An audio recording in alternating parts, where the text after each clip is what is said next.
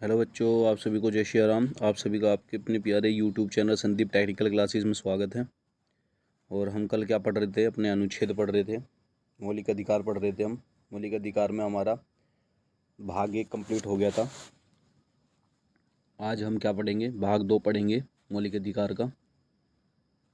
और भाग 2 क्या है वो हम अभी देखेंगे। आज हम पढ़ेंगे अनुच्छेद 19 से।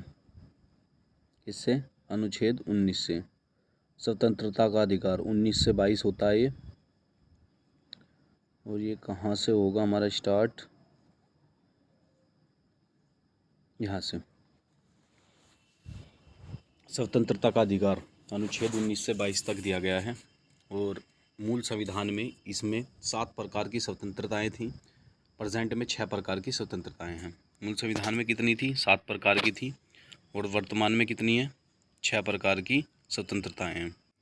तो हम चलते हैं पहले वाले में क्या दे रखा है।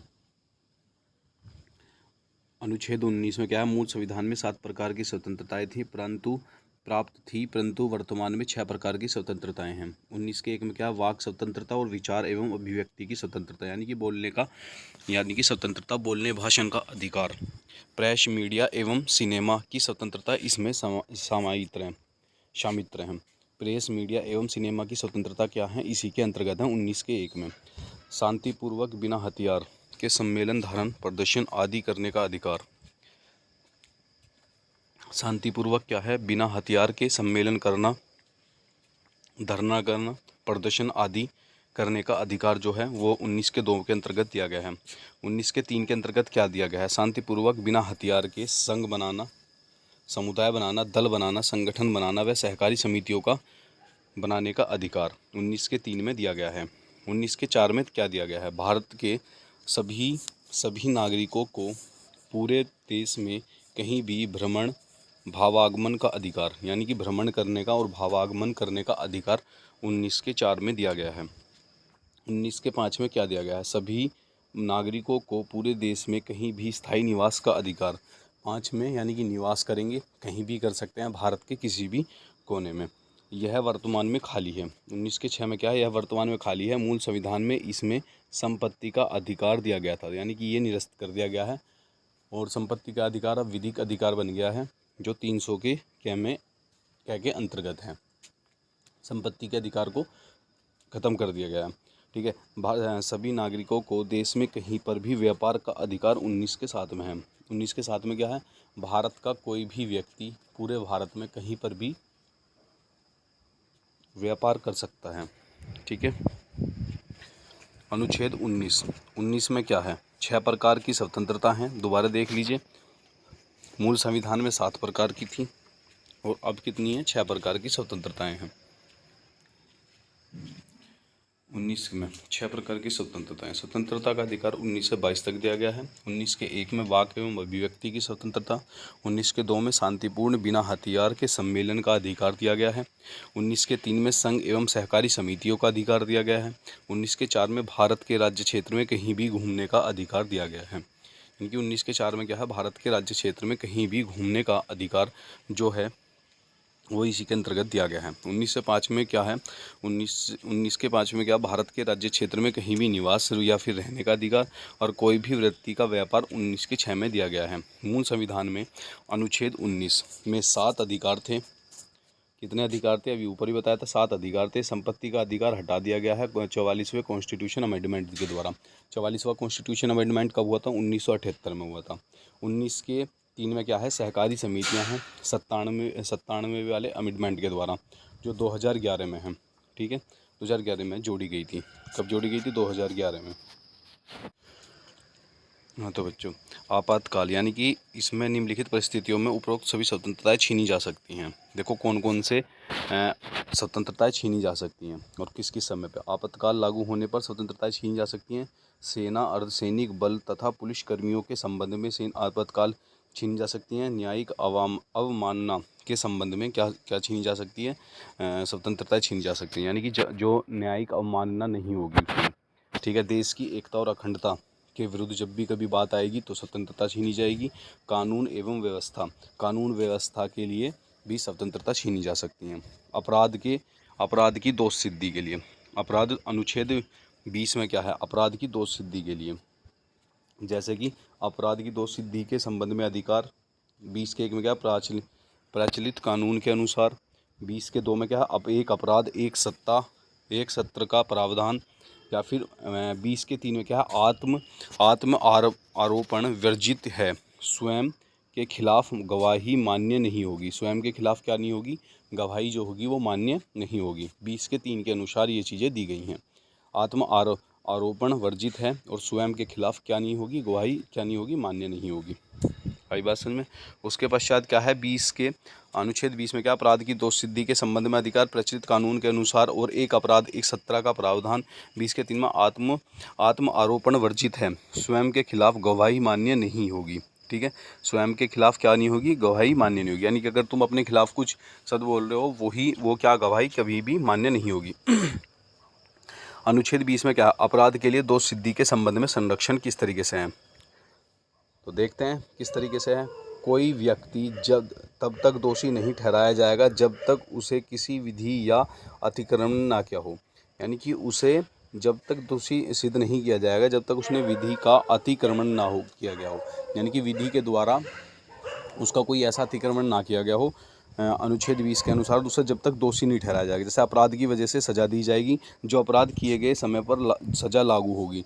यानी कि ये नहीं है कि अभी अगर आज हमारी सज़ा है किसी भी व्यक्ति को मृत्यु करने पर फांसी की सज़ा, और उसने मृत्यु कारित करी उसने कल, तो अगर उसने आज अमेंडमेंट के द्वारा बदल दिया गया कानून कि शाम तक, आज पूरे दिन में शाम तक क्या हो गया कि ये कानून आया कि मर्डर की वो जो सज़ा है वो आजीवन ना कर या फिर फांसी की सज़ा ना कर आजीवन कारावास कर दी गई है, तो उस कंडीशन में क्या होगा कि जो कल वो कारित करेगा और आज कानून लागू कर दिया गया, और आज कानून लागू कर दिया गया और उसने उसके बाद मृत्यु कारित करी, ठीक है, तो उसी के पश्चात क्या होगा, उसी के पश्चात उसे सज़ा मिलेगी जो कानून आज लगेगा। ये नहीं कि अब से जो 10 साल पहले कानून था उसके अनुसार उसे सज़ा मिलेगी, नहीं, ऐसा कुछ भी नहीं है। ठीक है, किसी व्यक्ति को एक अपराध के लिए एक से अधिक सज़ा नहीं दी जाएगी। यानी कि कोई व्यक्ति है, अगर उसने एक अपराध किया है तो उसे एक ही सज़ा मिलेगी, अधिक नहीं मिलेगी। किसी व्यक्ति को खुद के विरुद्ध गवाही देने के लिए बाध्य नहीं किया जाएगा। यानी कि ऐसा नहीं है कि तुम मर्डर करके आए तो तुम अपने खिलाफ दोगे, नहीं हाँ मैंने ही मर्डर किया है, तो वो तुम्हारी गवाही मान्य नहीं होगी जब तक उसके प्रमाणित साक्ष्य नहीं मिल जाते। ठीक है, तो ये बताया गया था। 21 में क्या क्या दिया गया, 21 में प्राण एवं दैविक अधिकार, जीवन का अधिकार के बारे में बताया गया है। प्रत्येक व्यक्ति को निजता और गरिमा पूर्ण जीने का अधिकार है। प्रत्येक व्यक्ति को क्या है, निजता और गरिमा पूर्ण जीने का अधिकार है। अनुच्छेद 21 के 2 में क्या है, किसी को भी आत्महत्या, इच्छा मृत्यु का अधिकार नहीं है। किसी भी आत्महत्या और इच्छा मृत्यु का अधिकार नहीं है। 21 के ए में क्या है, 6 वर्ष से 14 वर्ष तक के बालकों को हेतु निःशुल्क एवं अनिवार्य प्रारंभिक शिक्षा का अधिकार दिया गया है। ये कब दिया गया, 2002 में 86वें कॉन्स्टिट्यूशन अमेंडमेंट के द्वारा। मोस्ट इम्पोर्टेंट पॉइंट है, यूपीएसआई के लिए तो बहुत ज़्यादा इम्पोर्टेंट है, तो सुन लीजिए एक बार और कि 21 के ए में क्या दिया है, 6 से 14 वर्ष तक के बालकों हेतु निःशुल्क एवं अनिवार्य प्रारंभिक शिक्षा का अधिकार 2002 से में 86वां संविधान संशोधन में जोड़ा गया। अब देखो 21 में, यानी कि 86वां संविधान संशोधन में ये जोड़ा गया कि जो भी कोई बच्चा होगा 6 से 14 वर्ष तक का, उसे प्रारंभिक शिक्षा बिल्कुल मुफ्त और निःशुल्क दी जाएगी। ठीक है, और पूरा 21 का कहता क्या है, प्राण एवं दैविक जीवन का अधिकार, प्रत्येक व्यक्ति को निजता और गरिमा पूर्ण जीने का अधिकार है। किसी को भी आत्महत्या, इच्छापूर्ण मृत्यु का अधिकार नहीं है। अनुच्छेद 21 में और क्या चीज़ें दी गई हैं, अनुच्छेद 21 में प्राण एवं दैहिक स्वतंत्रता का अधिकार क्या जाए, किसी व्यक्ति को उसके प्राण एवं दैहिक स्वतंत्रता के विधि द्वारा स्थापित प्रक्रिया, विधि द्वारा क्या है, स्थापित प्रक्रिया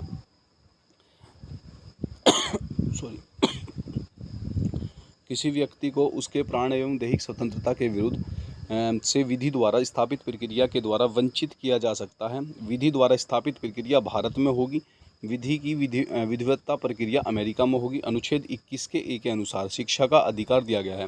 राज्य 6 से 14 वर्ष तक के बच्चों को निःशुल्क शिक्षा एवं अनिवार्य शिक्षा उपलब्ध कराया जाएगा। 86वें संविधान कॉन्स्टिट्यूशन अमेंडमेंट के द्वारा 2002 के तहत ऐसा किया गया है। 86वें संविधान संशोधन अधिनियम 2002 के तहत ऐसा किया गया है। लेकिन उच्च या व्यावसायिक शिक्षा नहीं होगी। उच्च व व्यावसायिक शिक्षा नहीं होगी। शिक्षा का अधिकार right to education RTE act 2009 के अनुसार निःशुल्क शिक्षा, निःशुल्क एवं अनिवार्य शिक्षा के लिए जो शिक्षा का अधिकार आया, right to education RTE act आया 2009 में। निःशुल्क एवं शिक्षा, अनिवार्य शिक्षा के लिए आर्टिकल 20 और 21 की तहत कि किसी भी हालत में निलंबित नहीं होंगे। 44वें कॉन्स्टिट्यूशन अमेंडमेंट 1978 द्वारा, ठीक है। 20 और 21 कभी भी क्या नहीं होंगे, निलंबित नहीं होंगे। गिरफ्तारी एवं निजता का अधिकार क्या है? गिरफ्तारी एवं नज़रबंदी में अधिकार, 3 अधिकार है। पुलिस द्वारा गिरफ्तार का कारण बताना, यानी कि पुलिस क्या होगा, तुम्हें गिरफ्तार करेगी तो पुलिस तुम्हें कारण बताकर ही गिरफ्तार करेगी। बंदी व्यक्ति को बचाव का अधिकार, यानी कि जो भी बंदी व्यक्ति है उसको अपने आत्मरक्षा का अधिकार है, वो अपना कोई भी वकील कर सकता है। बंदी व्यक्ति को गिरफ्तारी के 24 घंटे के भीतर न्यायालय में उपस्थित करना, यानी कि अगर जो तुम्हें कोई पुलिस उठा के लेके जाते हैं, उसने तुम्हें 24 घंटे के अंदर अंदर न्यायालय में पेश नहीं किया तो ये बहुत ही शोचनीय है। और सोचनीय के साथ साथ यानी कि तुम्हारा अधिकार है और तुम उसके खिलाफ आवाज़ उठा सकते हो, ठीक है। आगे बढ़ते हैं। अनुच्छेद 22 कुछ दशाओं में निरोध एवं गिरफ्तारी के संरक्षण में अधिकार दिया गया है। दंड विषयक हिरासत और निवारक हिरासत 2 हिरासतों में बांटा गया है, यानी कि अनुच्छेद 22 के अनुसार 2 हिरासतों में बांटा गया है। जैसे कि सबसे पहला व्यक्ति को दंड, अपराध किए जाने पर दंड मिलेगा, अपराध कबूल करने पर दंड मिलेगा, और अदालत से दोषी साबित हो तो उसे दंड मिलेगा।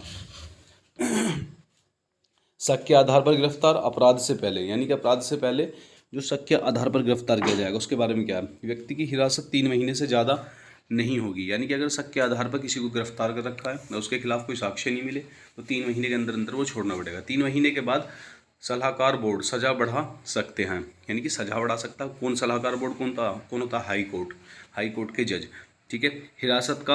हिरासत का बारे में व्यक्ति को बताया जाना चाहिए, यानी कि हिरासत किस लिए हो रही है उसको बताना जाना चाहिए कि उसके क्या उसने ऐसा काम किया है कि जो उसे हिरासत में लिया जा रहा है। हिरासत के विरुद्ध प्रतिवेदन का अधिकार, हिरासत के विरुद्ध प्रतिवेदन, यानी कि वो अपना प्रतिवेदन दे सकता है, किसी को वकील कर सकता है, तो इसके बारे में उसको अधिकार है। तो आज ये हमने पढ़े 19 से लेकर 22 तक हमारे स्वतंत्रता का अधिकार। आज हमारा स्वतंत्रता का अधिकार कंप्लीट हुआ, तो आज की वीडियो यहीं पर रोकते हैं। और कल हम क्या पढ़ेंगे? कल हम पढ़ेंगे शोषण के विरुद्ध अधिकार 23 से 24 में, ठीक है। तो आप बने रहिए अपने प्यार से यूट्यूब चैनल पर, संदीप टेक्निकल क्लासेस पर, और चैनल को सब्सक्राइब करिए और वीडियो को शेयर करना। जय श्री राम।